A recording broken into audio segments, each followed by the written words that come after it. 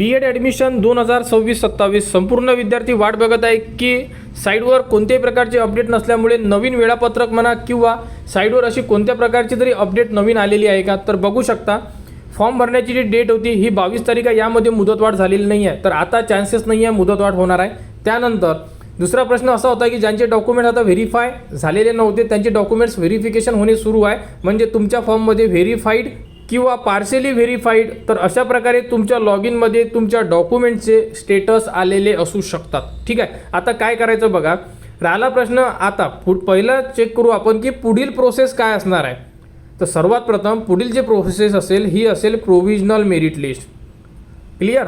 आता जर डेट वाढली नाही, डेट तर वाढणार नाही आहे कारण की वाढायची असती तर आजच वाढली असती किंवा या अगोदर जे 22 तारखेपासून जे 5 दिवस झालेले आहे यामध्ये डेट वाढलेली नाही आहे, त्यामुळे आता चान्सेस नाही आहे. ठीक आहे, तर आता पुढील प्रोसेस असेल प्रोव्हिजनल मेरिट लिस्ट. ठीक आहे, प्रोव्हिजनल मेरिट लिस्ट ही आता आपली लागणार कधी हा प्रश्न तुमच्या मनात निर्माण झालेला असेल तर याबद्दलची संपूर्ण माहिती आपण या व्हिडिओमध्ये घेणार आहे. सर्वात प्रथम विद्यार्थ्यांनी हे समजून घ्या की ज्यांचे फॉर्म पार्शली व्हेरीफाईड असेल त्यांना एक चान्स देण्यात येणार आहे, तुम्ही तुमचे डॉक्युमेंट्स करेक्ट करू शकणार आहात. ठीक आहे, आणि ज्यांचे फॉर्म नॉट व्हेरीफाईड आहे ते विद्यार्थी त्यांचा जो फॉर्म आहे हा व्हेरीफाईड होणे सुरू आहे.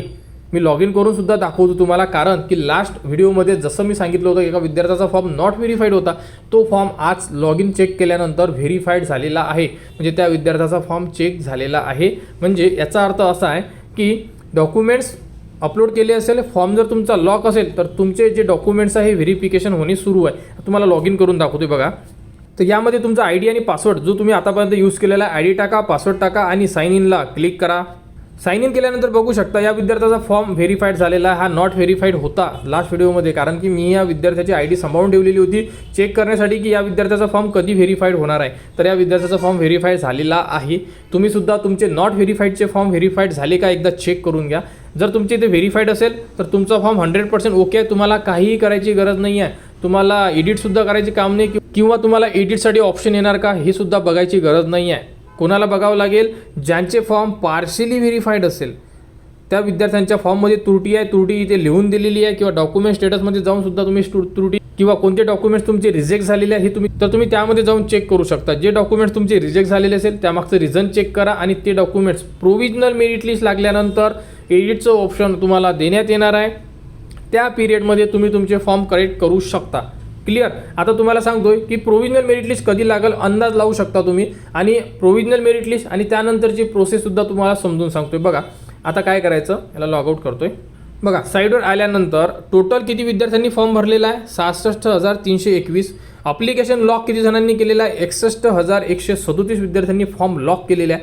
व्हेरीफाईड किती विद्यार्थ्यांचे फॉर्म झालेले आहे 47,879 विद्यार्थ्यांचे. तर याचा अर्थ अजूनही 14,000 विद्यार्थ्यांचे जे फॉर्म आहे हे व्हेरीफाय व्हायचे आहे. कॅल्क्युलेशन समजून घ्या, कारण 14,000 विद्यार्थ्यांचे फॉर्म एक तर व्हेरीफाईड किंवा पार्शली व्हेरीफाईड जरी झाले तरी ते फॉर्म मेरिट लिस्टमध्ये येणार आहे. ठीक आहे, म्हणजे यामध्ये काही फॉर्म व्हेरीफाईड असेल, काही फॉर्म पार्शली व्हेरीफाईड असेल, परंतु नॉट व्हेरीफाईड विद्यार्थी 14,000 आहेत अजून. आणि हे 14,000 विद्यार्थी जोपर्यंत व्हेरीफाईड होत नाही तोपर्यंत प्रोव्हिजनल मेरिट लिस्ट लागत नाही. आणि प्रोव्हिजनल मेरिट लिस्ट बघा आता तुमची जी लागेल नेक्स्ट प्रोसेस प्रोव्हिजनल मेरिट लिस्टच असणार आहे. प्रोव्हिजनल मेरिट लिस्ट लागल्यानंतर तुम्हाला 2 किंवा 3 दिवस हे देण्यात येणार आहे. तुम्ही फॉर्ममध्ये करेक्शन करू शकता. कोणाला ज्यांचे पार्शली व्हेरीफाईड आहे किंवा कोणाच्या फॉर्ममध्ये त्रुटी आलेली आहे तुम्ही ग्रीव्हन्स करू शकता. क्लिअर. तर ग्रीव्हन्ससाठी तुम्हाला वेळ देण्यात येणार आहे. आणि हा पिरियड संपल्यानंतर तुमची लागणार आहे फायनल मेरिट लिस्ट. आणि फायनल मेरिट लिस्ट लागल्यानंतर मग आपण फॉर्म एडिट करू शकत नाही राऊंड 1 आणि राऊंड 2 पर्यंत. मग आपल्याला जो पुढील टाईम टेबल असेल तो असेल कॅप राऊंडचा 1चा.